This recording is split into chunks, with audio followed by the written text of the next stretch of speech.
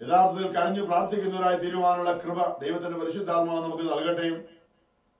വിലാപങ്ങൾ 5:7 പറഞ്ഞിരിക്കുന്നത് പോലെ ഞങ്ങളുടെ പിതാക്കന്മാർ അകൃത്യങ്ങൾ ചെയ്തു, അവർ മരിക്കുകയും ചെയ്തു, എന്നാൽ ഞങ്ങൾ ഇന്ന് അവരുടെ അകൃത്യങ്ങൾ വഹിക്കുന്നവരാണ് എന്ന്. പ്രിയമുള്ളവരെയും നമുക്ക് പ്രാർത്ഥിക്കാം, കർത്താവിന്റെ കരുണയിലേക്ക് സമർപ്പിക്കാം. സിസ്റ്റർ ഫൗസ്റ്റീനയിലൂടെ നമുക്കറിയാം, യേശുവോട് ദിവ്യമായ ഹൃദയത്തിലൂടെ വെളിപ്പെട്ട ആ കരുണ ഇന്ന് ലോകത്തിന്റെ മേൽ ചൊരിയാൻ കാത്തിരിക്കുകയാണ്. ഇത് കരുണയുടെ കാലഘട്ടമാണ്. അവസാനമായി രണ്ടാമത്തെ വരവിൽ, യേശുവിന്റെ വരവിൽ അത് വിധിയുടെ കാലഘട്ടമാണ്. അന്ന് കരുണയുടെ കാലഘട്ടമല്ല. ഇന്ന് ലോകത്തോട് കരുണ കാണിക്കുന്ന ദൈവമാണ്.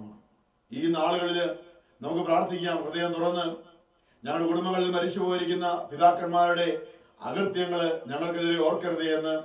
സങ്കീർത്തനം 79 8-ാമത്തെ വചനം നമ്മളിങ്ങനെ വായിക്കുന്നുണ്ട്, ഞങ്ങളുടെ പിതാക്കന്മാരുടെ അകൃത്യങ്ങൾ ഞങ്ങൾക്കെതിരെ ഓർക്കരുതേ എന്ന്.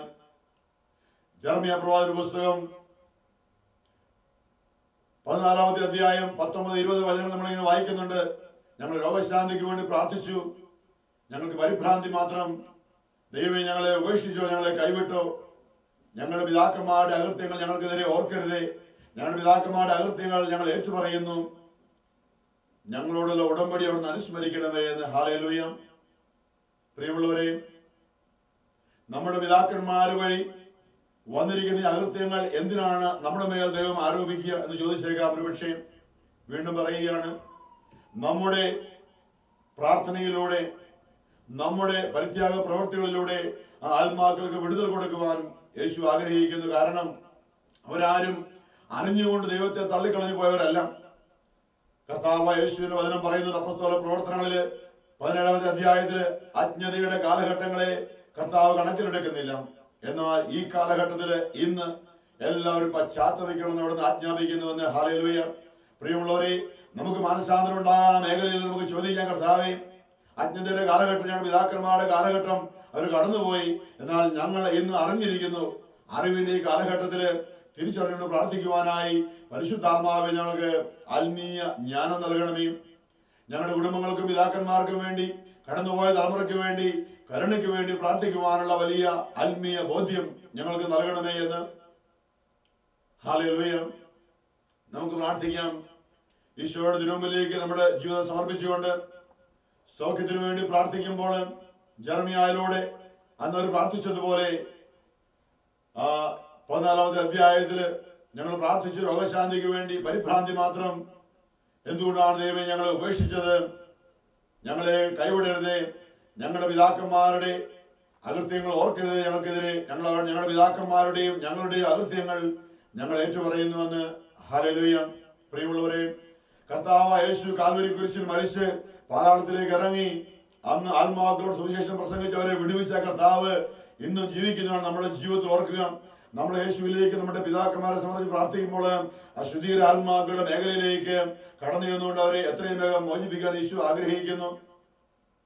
നമുക്ക് ഈശോയ്ക്ക് സമർപ്പിക്കാം. പ്രിയമുള്ളവരെ, ഇന്ന് പാരമ്പര്യ രോഗങ്ങള്, ദുശീലങ്ങള്, മദ്യപാനം, മയക്കുമരുന്ന്, ലൈംഗിക പാപങ്ങളുടെ മ്ലേച്ഛത, അടിമത്തം, ഇങ്ങനെയുള്ള അനേക മേഖലയിൽ കഴിയുന്ന അനേകരെ കാണാൻ സാധിക്കുന്നു. നമുക്ക് സമർപ്പിക്കാം എന്ന് കർത്താവിന് മുമ്പിലേക്ക്. ഒരുപക്ഷെ നമുക്ക് അജ്ഞാതമായ മേഖലയായിരിക്കാം ഇത്. ആ അജ്ഞാത മേഖലയിലേക്ക് ദൈവത്തിന്റെ വചനം ഇന്ന് പ്രകാശം വീശിക്കൊണ്ട് നമുക്ക് യേശുവിന് മുമ്പിലേക്ക് നമ്മുടെ ജീവിതം കൊടുക്കാം. നമുക്കൊരു നിമിഷം പ്രാർത്ഥിക്കാം. കർത്താവായ യേശുവേ, ഞങ്ങളുടെ ജീവിതത്തില് ഇന്നുള്ള തിരിച്ചറിയാൻ കഴിയാത്ത ബന്ധനങ്ങള്, പ്രാർത്ഥിച്ചിട്ടും ധ്യാനങ്ങൾ കൂടിയിട്ടും വർഷങ്ങളായി പ്രാർത്ഥിച്ചിട്ടും വിട്ടുമാറാത്ത പൈശാചിക ബന്ധനങ്ങള്, രോഗങ്ങള്, ദുഷ്ടടക്കങ്ങള്, ഇങ്ങനെയുള്ള ആധിപത്യങ്ങളെ കർത്താവായ യേശുവിന്റെ പാദങ്ങളിലേക്ക് ഞങ്ങൾ സമർപ്പിച്ചുകൊണ്ട് ഞങ്ങൾ പ്രാർത്ഥിക്കുകയാണ്. ജെറമ്യാ 14:19 ചോദിച്ചതുപോലെ ഞങ്ങളുടെ പിതാക്കന്മാരുടെ അകൃത്യങ്ങൾ ഞങ്ങൾ ഏറ്റുപറയുന്നു. ഞങ്ങളുടെ പിതാക്കന്മാരെ അങ്ങേ അറിയാതെ പോയവരുടെ പാപങ്ങള് ഇനി ഞങ്ങളുടെ മേൽ ഏതെങ്കിലും രീതിയിൽ യെശയ്യാ 1 പറഞ്ഞിരിക്കുന്നത് പോലെ അകൃത്യഭാരം ചുമക്കുന്ന ജനം, ദുഷ്പ്രവർത്തിക്കാരുടെ മക്കൾ ദൈവത്തെ അറിയുന്നില്ല എന്ന്. യേശുവേ, അങ്ങയുടെ കാൽവരിലെ തിരുരക്തത്തിലേക്ക് ഞങ്ങളുടെ കുടുംബങ്ങൾ മരിച്ചു പോയിരിക്കുന്ന ഞങ്ങളുടെ പൂർവ്വപിതാക്കന്മാരുടെ ആത്മാക്കളെ, ശുദ്ധീര ആത്മാക്കളെ ഞങ്ങൾ സമർപ്പിക്കുന്നു. അവരുടെ മേൽ കരുണയായും യേശുവേ അവരുടെ പാപങ്ങളെ ക്ഷമിക്കണമേ. കർത്താവായ യേശു ക്രിസ്തുവിൽ നീ വിശ്വസിക്കുക. നീ നിന്റെ കുടുംബവും രക്ഷ പ്രാപിക്കുന്ന വചനപ്രകാരം ഞങ്ങൾ വിശ്വസിച്ച് പ്രാർത്ഥിക്കുകയാണ്. ഞങ്ങളുടെ കുടുംബങ്ങളുടെ മേൽ വന്നിട്ടുള്ള പാപത്തിന്റെ ബന്ധനങ്ങളെ, പൈശാചിക ബന്ധനങ്ങളെ യേശുവേ അങ്ങയുടെ തിരുരക്തത്താൽ കഴുകിയും ഞങ്ങളുടെ പൂർവ്വപിതാക്കന്മാരുടെ ആത്മാക്കളുടെ മേലുള്ള തിരുരക്തത്തെ ഒഴുക്കി അവരിലൂടെ ഞങ്ങളിലേക്ക് വന്നിരിക്കുന്ന, ഞങ്ങളുടെ കുടുംബങ്ങളിലേക്ക് വന്നിരിക്കുന്ന അടുത്ത തലമുറയിലേക്ക് കടന്നു പോകാൻ സാധ്യതയുള്ള, ഇനി ഞങ്ങളുടെ മക്കളെ പീഡിപ്പിക്കുന്ന, അവർക്ക് വിശ്വാസം നഷ്ടപ്പെട്ടുകൊണ്ടിരിക്കുന്ന ആ തലമുറകളുടെ മേഖലയിലേക്കെല്ലാം അവിടുത്തെ കരുണയൊഴുക്കി യേശുവേ ആ പാപങ്ങളുടെ ബന്ധനങ്ങളെയും ഞങ്ങളുടെ കുടുംബങ്ങളെയും പിതാക്കന്മാരെയും ഞങ്ങളുടെ മക്കളെയും ഞങ്ങളെയും മോചിപ്പിക്കണമേ. പരിശുദ്ധ അമ്മയുടെ വിമല ഹൃദയത്തിലൂടെ സകല വിശുദ്ധരുടെയും, പ്രത്യേകിച്ചും വിശുദ്ധ നിക്കോളാസ് ടോളന്റൈൻ വിശുദ്ധന്റെ പ്രാർത്ഥനയിലൂടെയും സകല ശുദ്ധീകര ആത്മാക്കളെ അവിടുത്തെ ഞങ്ങളുടെ ഭവനങ്ങൾ മരിച്ചു പോയിരിക്കുന്ന എല്ലാ ആത്മാക്കളെയും ഞങ്ങൾ സമർപ്പിച്ച് പ്രാർത്ഥിക്കുന്നു. ഹല്ലേലൂയ. കർത്താവേ കരുണയായിരിക്കണമേ. അവിടുത്തെ ആത്മാവിനെ അയക്കണമേ. അവിടുത്തെ ആത്മശക്തി അയച്ചുകൊണ്ട് ഞങ്ങളുടെ ഭവനങ്ങൾ മരിച്ചു പോയിരിക്കുന്ന ഞങ്ങളുടെ പിതാക്കന്മാരുടെ ആത്മാക്കളെ മോചിപ്പിക്കണമേ, വിടുവിക്കണമേ. എന്ന് അവരിലൂടെ ഞങ്ങളിലേക്ക് വന്നിരിക്കുന്ന എല്ലാ ബന്ധനങ്ങളും ഞങ്ങളെ സ്വതന്ത്രരാക്കണമേ. യേശുവിന്റെ പരിശുദ്ധ നാമത്തിൽ പ്രാർത്ഥിക്കുന്നു. ഞങ്ങളുടെ പ്രാർത്ഥനകളെ സ്വീകരിക്കുന്നതിന് ഞങ്ങൾക്ക് നന്ദി പറയുന്നു. യേശുവേ നന്ദിയും, പിതാവേ നന്ദി, പരിശുദ്ധാത്മാവേ നന്ദിയും. നന്മ നിറഞ്ഞ മറിയമേ സ്വസ്തി. കർത്താവ് അങ്ങയോടുകൂടെ സ്ത്രീകളിൽ അങ്ങ് അനുഗ്രഹിക്കപ്പെട്ടവരാകുന്നു. അങ്ങയുടെ ഉദരത്തിൻ ഫലമായി ഈശോ അനുഗ്രഹിക്കപ്പെട്ടവനാകുന്നു. പരിശുദ്ധ മറിയമേ തമ്പുരാന്റെ അമ്മേ, പാപികളായ ഞങ്ങൾക്ക് വേണ്ടി ഇപ്പോഴും ഞങ്ങളുടെ മരണസമയത്തും തമ്പുരാനോട് അപേക്ഷിക്കണമേ. ആമേൻ. പിതാവിനും പുത്രനും പരിശുദ്ധാത്മാവിനും സ്തുതിയും ഉണ്ടായിരിക്കട്ടെ, ആദിയിലെ പോലെ ഇപ്പോഴും എപ്പോഴും എന്നേക്കും. ആമേൻ. ഈശോ മിശിഹായ്ക്ക് സ്തുതിയായിരിക്കട്ടെ.